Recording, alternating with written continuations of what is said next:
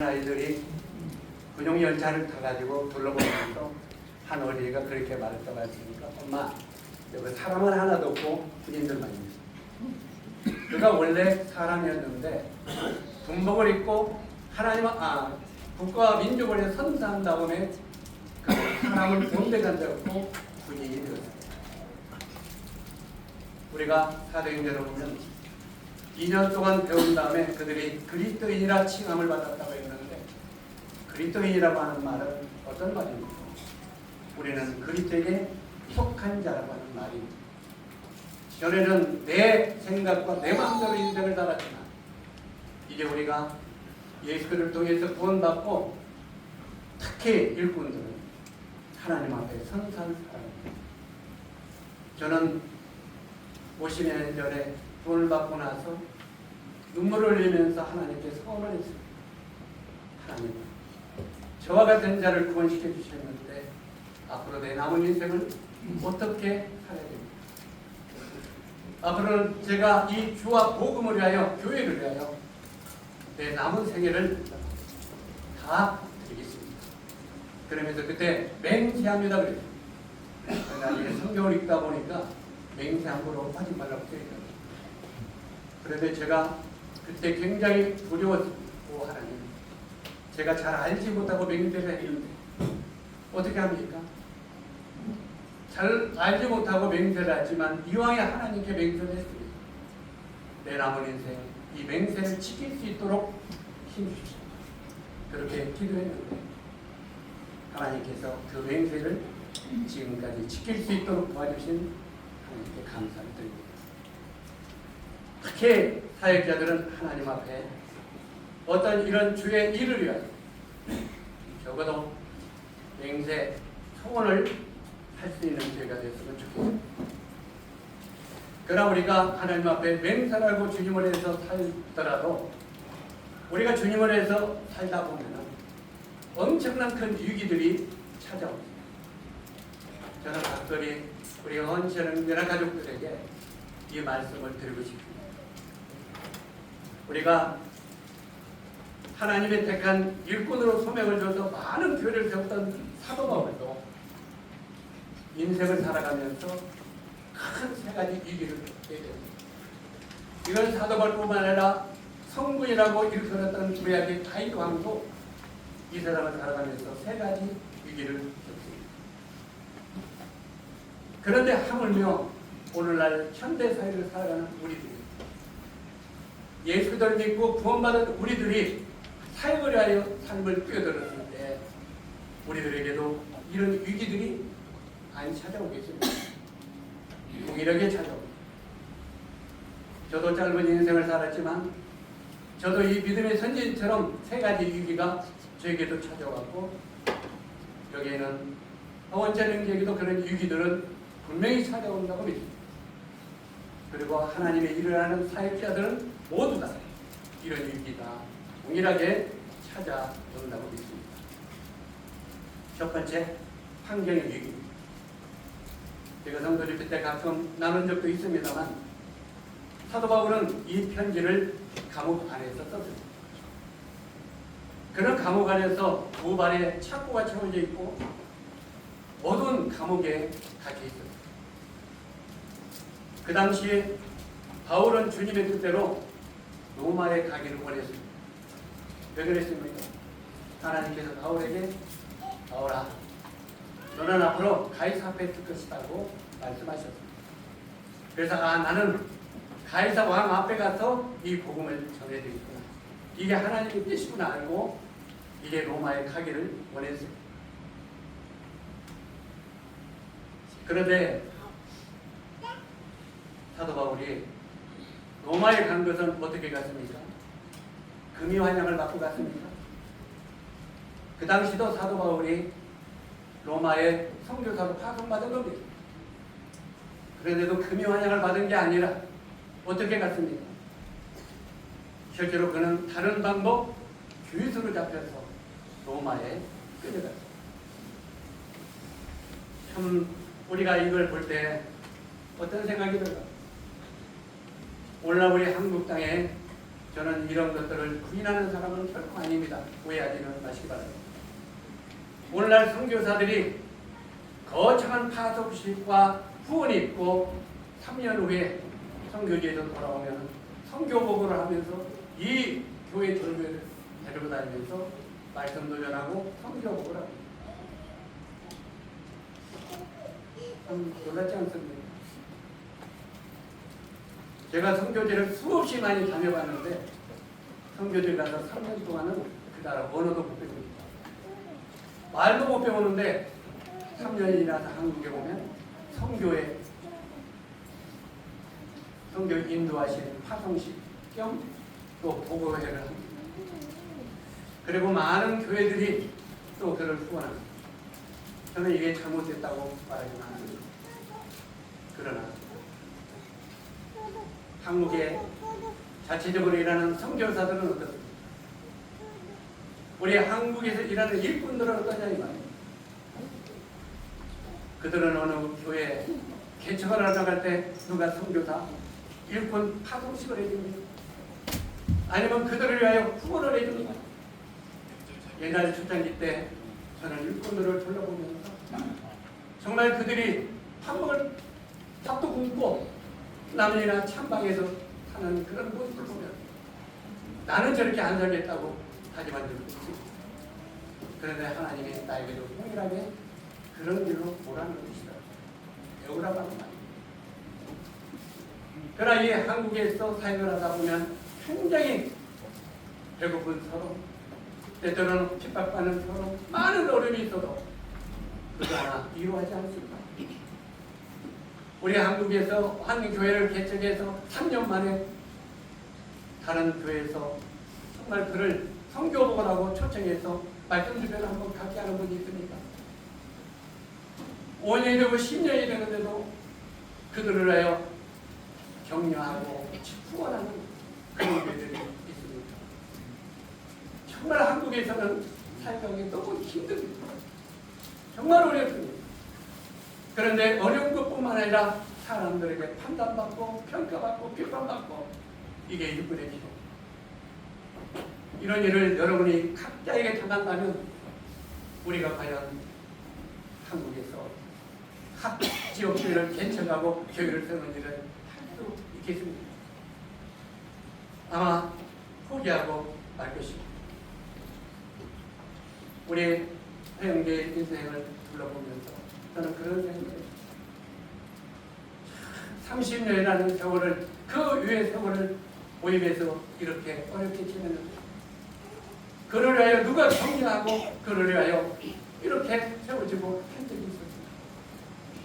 그러나 이 모임의 진리를 사랑으로 여기에 끝까지 지금까지 지켜본 그 자체만으로 주님 앞에 감사를 드리고 주님 앞에 찬양을 드리겠습니다. 이 가치가 얼마나 큰 것입니까? 누가 알아주지도 않는데, 누가 도와주지도 않는데, 누가 초청하지도 않는데, 초청은 고사하고 판단만 하지 않습니까? 비판만 하고 이런 사회를 누가 하겠습니까? 그러나 외국 선교사로 가면 얼마나 영광을 받습니까? 저는 선교사를 지원하지 않는 사람이 아닙니다. 어느 나라에 있는 선교사들도 기도하고 지원합니다. 그러나 우리 국내에서 일하는 일꾼들을 정말 돌아봤을 때, 한 세계를 돌아봤을 때 이건 아니다 하는 생각이 항상 마음속에 있습니다. 오늘날 우리들에게도 이 바울 같은 이런 환경과 이런 상태가 온다면 여러분들은 어떻게 하겠습니까? 당장 주님을 원망하고 좌절하면서 선교를 포기하지 않겠습니까? 아까 가정 속에 왜 여기 모임에 계속 붙어 있어 다른 데 안 갔다? 이런 이게 뭔 말입니까? 왜 그 고생하면서도 뭐가 있어? 그건 아닙니다. 그러면서도 이 진리 때문에 모임에 있는 거 아닙니까? 이걸서 우리는 서로 피차 기도하고 돕고 살아야 된다고 생각을 합니다. 근데 사도 바울은요, 그렇게 어려움 속에 죄수로 세월함을 끌고 죄인들과 함께 로마로 끌려갔지만 그것이 알고 보면 하나님의 뜻이었습니다. 만약에 바울이 회사들에 묻지 않고 죄인으로 끌려가지 않았다면 어떻게 되겠습니까? 로마로 가다가 도중에 죽었을 것입니다. 왜 그랬습니까? 그 당시에 사도 바울을 죽이지 않으면 우리가 밥도 안 먹겠다고 금식을 선포한 결사대가 30명이 있습니다. 그들에게 맞아 죽지 않았겠습니까? 로마에 가기도 쉽지 않았을 겁니다. 그리고 그 먼 로마에까지 가려면 노잣돈도 있어야죠. 돈도 있어야 하고 여기도 있어야 하고. 그런데 하나님은 사도 바울을 죄인으로 붙들게 했습니다. 이 죄인들로 로마로 여러 죄인들과 끌려가니까 누가 그들을 보호했습니까? 로마의 종이군인, 오늘날에는 특수부대, 특공대들이 그 보디가드가 되어서 안전하게 로마까지 데리고 갔어요. 이거 하나님의 뜻입니다. 우리 생각에는 굉장히 힘든 것 같지만 하나님은 그런 섭리를 사도 바울에게 베풀었다는 말입니다. 그리고 바울이 로마에 가서 전도의 대상이 누구인지도 몰랐을 것입니다. 그런데 죄수로 붙들리기 때문에 공짜로 로마에 갔고 완벽한 로마의 최정예 군인들을 신변 보호하에 안전하게 들어갔습니다. 그리고 로마의 전도 대상이 누구인가도 분명해졌습니다. 거기에 보면 간수, 고위층, 가이사의 식솔들이 접촉의 대상이었다고 기록하고 있습니다. 우리가 빌립보서 4장 22절에 보면 로마 감옥에서 전도할 때 간수로부터 가이사 식솔들까지 복음을 듣고 구원받았다고 기록이 되어 있습니다. 우리가 사도행전 16장 19절 4절을 보면 바울과 실라가 빌립보 감옥에 들어가지 않았다면 간수와 그 가족들이 구원받지 못했습니다. 그들이 도저히 기뻐할 수 없는 환경 속에서 기쁨을 얻을 수 있는 것은 주님이 이 모든 것을 나에게 허락하셨다. 확실한 신뢰가 있었기 때문에 이런 환경을 이길 수가 있었습니다. 저는 이 평택국교회에도 아무리 어려움이 우리들에게 찾아왔더라도 하나님이 나와 함께 하신다는 확실한 신뢰를 갖게 됩니다. 두 번째, 인간의 이기입니다. 우리들은 때때로 그렇게 말합니다. 내가 이 어려운 환경은 참을 수 있지만 저 사람하고 관계는 못 참겠다. 이 사람과 사람 가운데 헐뜯고 판단하고 비방하고 모함하는 이런 어려움이 있는 것은 진짜 감당하기 힘듭니다. 여러분들은 그런 경험을 한 적이 있는가 모르겠습니다. 저는 있습니다. 실제로 어떨 때는 너는 나의 동역자가 아니라 왼수라고 하는 이런 사람들도 있습니다. 이렇게 어려움을 끼치는 사람들도 있습니다. 우리는 우리 곁에서 나를 가장 이해하고 위로하고 격려하고 한 사람이 나를 오해하고 나를 모함하고 정말 비판할 때 위기를 느끼고 그것 때문에 우리는 답답하고 좌절하게 됩니다. 그 당시에 사도 바울의 마음에 여러 형제들이 그 어려움을 끼쳤어요. 그가 감옥에 갇히면서 고통을 받는 것을 속으로는 기뻐하는 사람도 있었다는 거예요. 그 때문에 내가 옆에 있다고 그냥 가만 안 두고 사도 바울이 감옥에 갇힌 것을 기뻐하고 좋아하는 형제들이 있다니까요. 우리는 때때로 어떤 일꾼들이 잘못되고 못되게 되면 그를 기뻐하고 구사하다고 이렇게 말하는 사람들이 있습니다. 그게 구원받은 사람들의 속성일까요?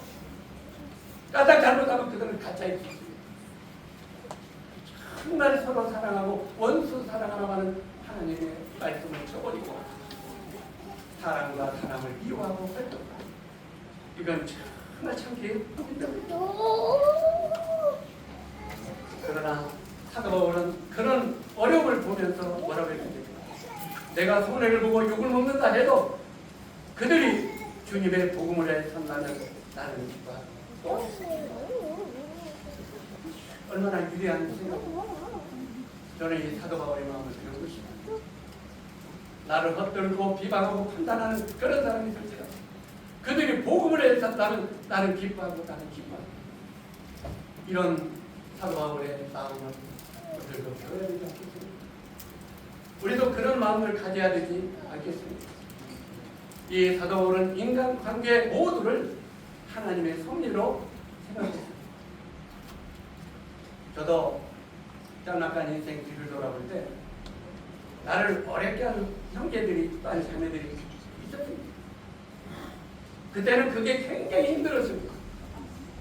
근데 세월이 지나가 보니까요, 그들은 결국은 나를 가르치지 않는 고일과의 선생님들입니다. 내가 워낙 못해 먹어서 앵간한 선생님들을 붙이면 안 붙였지. 아예 고일과의 선생님들을 붙여가지고 굉장히 어렵게 하는 거예요. 그냥 할 때는 그냥 발로 밟아 이렇게 하고 싶고 올 정도. 그런데 그 모든 것이 하나님의 나를 가르치며 고일과의 선생님. 우리 하인님도 이걸 받게 되기를 바랍니다. 정말 어려운 나에 끼치는 지체가 있으면 그런 돈을 많이 줘야 돼요. 네, 고액과의 선생님. 결국은 나를 가르치가 하나님의 뜻입니다. 마지막으로 죽음의 얘기입니다. 오늘날 사람들은 죽음만 아파도 죽음이라는 공포증이 있다고 합니다. 이런 병들로 사람이 죽는 사람들이 많기 때문에 그렇습니다. 사도 바울도 이런 죽음의 위기에 있었습니다. 그러나 사도 바울은 죽음보다도 어떻게 하면 내 안에서 그리스도가 더 존귀해질 까 여기에 관심이 더 있었습니다. 빌립보서 1장 1절로 12절을 보니까 이제도 온전히 담대하여 살든지 죽든지 내 몸에서 그리스도가 존귀하게 되고, 참 이 사도 바울의 위대한 인격을 우리 모두 일꾼들은 배워야 된다고 생각을 합니다. 바울은 하나님 나라의 곧 교회를 위하여 살아왔기 때문에 그는 죽음도 초월할 수 있다고 고백한 것입니다.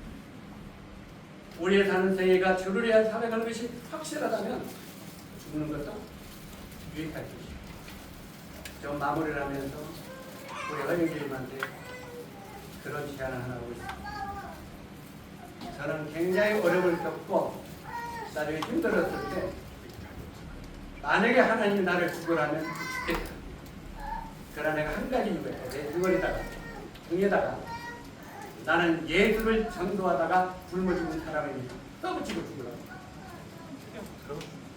만약에 제가 복음을 전하다가 굶어 죽었다고 소문이 나면 영광가 누가 안 됩니까? 내가 안 됩니까? 주님이 안 됩니까? 대답 들어오는 없는 거 보니까 잘 이해가 안 되네요. 주님이 영광이 안 되고 복음과 주를 위해 살다가 굶어 죽으면 우리 주님을 누가 믿겠습니까? 그래서 주님은 자기의 영광을 해야 돼요. 정말 자기 이름을 높이는 분이기 때문에 결코 우리들을 굶어 죽게 만들지는 않는다. 그래서 실제로 그만큼 확실함을 가지고 주님을 신뢰하고 이제 교회를 시작하기를 바랍니다. 우리 사는 부지런히 전도하고 서로 사랑하고 서로 섬기면 우리는 영육간에 풍요로워질 것입니다. 예, 제가 항상 성도 집회 하는 예반젤라 하나는 팔레스타인 목자와 유럽의 목자 들으셨죠? 예, 팔레스타인 목자와 유럽의 목자가 있는데 유럽의 목자는 말을 타고 실제로는 채찍을 가지고 이제 그렇게 양들을 치운다. 그래서 양들이 걸려가지 않으면 채찍으로 양들을 때리고 몰아붙입니다. 그런데 팔레스타인 목자는 항상 양들과 함께한다. 양들이 길가에서 자면 그 옆에서 같이 자요. 양들과 함께 먹고 함께 자요. 그렇게 살 때 이제 어느 날 양들이 가다가 앞에 큰 냇가가 하나 있어요. 냇가가 있으니까 유럽의 목자는 말을 타고 그 양무리하는 개들을 몰아붙이면서 막 채찍으로 양들을 몰아붙여요. 그 양들이 냇가를 건너가다가 어떤 양은 다리가 분질러지고 허리가 분질러지고 목뼈가 끊어지고 수없이 많은 양들이 냇가를 건너다가 많은 상처를 입고 죽어가기도 하고 했습니다. 그리고 냇가가 건너가서 이제는 풀밭에 인도한 다음에 이 유럽의 목자는 양들이 탑을 잡았어. 거기에 포근하게 잠을 자는 이제 양들의 젖을 먹고 그들의 내어주는 젖을 가지고 편안하게 해주었습니다. 그런데 팔레스타인 목자 가다가 냇가가 있을 때 이 양들이 가다가 목자를 쳐다보고 그러면 목자는 옆구리에서 피를 내가지고 피리를 불면서 그 냇가를 앞에 먼저 건너갔다. 그러면 양들이 두 줄로 딱 서가지고 그 피리 부는 목자를 따라서 냇가를 건너갔다. 한 영혼도 평소에 있지 않고 죽지 않고 무사하게 건넜다. 저는 오래전에 사역의 길에 떠들으면서 일본의 오바행님이 저에게 이화를 해주었습니다. 이영재님 또 형제님들 형제님들은 유럽의 목자가 되기를 원하시니까 팔레스타인의 목자가 되기를 원하십니다. 그 말을 들었던 제 마음이 그 당시에 얼마나 벌렁거리는지 모르겠어요. 정말 마음이 너무너무 뜨거웠어요. 그리고 그때 혼자 나와 화장실에 조용히 제가 팔레스타인 목자가 되기를 원합니다. 제가 그 길을 걷도록 주님 도와주십시오. 그렇게 주님 앞에 기도하고 다짐하겠습니다. 선한 목자는 양들하여 기꺼이 양들을 하나 세우기 위하여 목자들은 목숨을 버릴 준비가 더 있어야 된다는 것입니다. 우리는 팔레스타인 목자로서 교회를 이끌어 가야 될 것입니다. 또 하나는 이스라엘 소대장과 아랍의 소대장의 이야기입니다. 저는 제가 군인 출신이기 때문에 계속 그 군인이라는 이야기가 마음에 많이 들어옵니다. 예, 이스라엘과 아랍이 전쟁을 할 때 이제 막 그 보병들이 총을 쏘고 전쟁을 합니다. 이제 그 전쟁을 할 때 아랍의 소대장이 철거를 쓰고 차라리 빗발처럼 나오니까 그렇게 명령을 했다. 소대! 돌격 앞으로! 그냥 철문은 뒤집어 땅에 박고 손만 돌격 앞으로! 돌격 앞으로! 그러니까 분대장이 가만히 보니까 소대장이 머리만 맞고 돌격 앞으로! 돌격 앞으로 있거든요. 그러니까 분대장도 머리를 박고 분대! 돌격 앞으로! 돌격 앞으로! 그러니까 분대장들 보니까 분대장도 머리만 박고 돌격 앞으로만 하고 있거든요. 그러니까 자기들은 나가지도 않고 말로만 돌격! 돌격! 이게 아랍의 군이 이스라엘 소대장들은 어떻게 했겠어요? 전쟁이 지나고 총알이 빗발져 나올 때 이스라엘 소대장은 고개를 쳐박고 일어나서 앞으로 뛰어나면서 소대원 나를 따르라!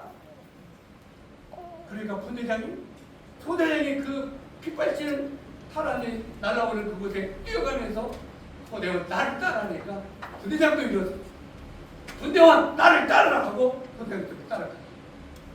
그러니까 모든 분대원들이 소대원들이 어떻게 했겠습니까? 돌격! 결국 그 양쪽의 전쟁은 누가 승리했을까요? 선한 목자는 양들의 목숨을 개 사역자들이 행동은 꼼짝하지 않고 말로만 합니다. 돌격 앞으로 돌격 앞으로. 그래서 제가 잘 가르친다고 합니다. 몸뚱아리는 안 움직입니다. 우리는 마지막에 아랍의 소대장이 되었습니다. 성경은 이스라엘 소대장 먼저 모든 교회 성도들 앞에 복음을 보고 헌신도 봉사도 모든 것 내가 먼저 그랬을 때 온 교회 성도들은 우리를 따라서 주님의 나라까지 입성하게 된다는 이야기입니다. 다른 건 다 몰라도 이런 예화를 이제 교회를 개척하고 입당하는 이 건당 식구들은 잊지 말게 되기를 바랍니다. 그리고 이 바깥에 보니까 공원이 있네요. 공원. 우리 김제도 옆에 공원이 있어요. 처음에 목적과 다르게 공원을 안 쓰였거든요. 이번에 광고를 했어요. 마로니 공원을 보면서 다른 공원들의 전도를 보면서 우리 옆에 있는 공원을 묵 껴둬서는 안 돼요. 우리들도 여기가 전도하는 터가 되요. 그러면서 성도들에게 광고를 했어요. 앞으로 거기서 의자를 깔고 먹을 걸 주고 우리들도 동일하게 옆에 교회 있는 교회에서 그 공원에서 전도를 시작하자. 그래서 성도들이 지금 한두 명 움직일 동 말동합니다. 그것도 내가부터 시작할 때 움직이게 될 겁니다. 저희 공원을 보면서 그 생각이 들죠. 이 공원이 정말 북북교회 전도하는 공원이 돼요. 이게 한 덩어리가 됩니다. 그래서 나중에 세월이 5년 뒤에 김제교회가 공원 옆에서 몇 명이 구원받았는가 보고 분당이다. 평택 북북교회가 공원에서 몇 명이 구원받았는가 시합을 막 하신 거예요. 그냥 농락을 하는 말 아닙니다. 그래서 교회가 흥왕이 되고 부흥이 되는 그런 교회가 되기를 주님의 이름으로 기도합니다. 이상입니다.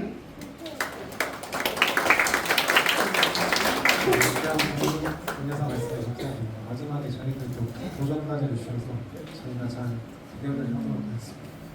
네, 그럼 다음으로는 서울 영동교회 이영광 목회자님의 격려사에 순서가 있겠습니다.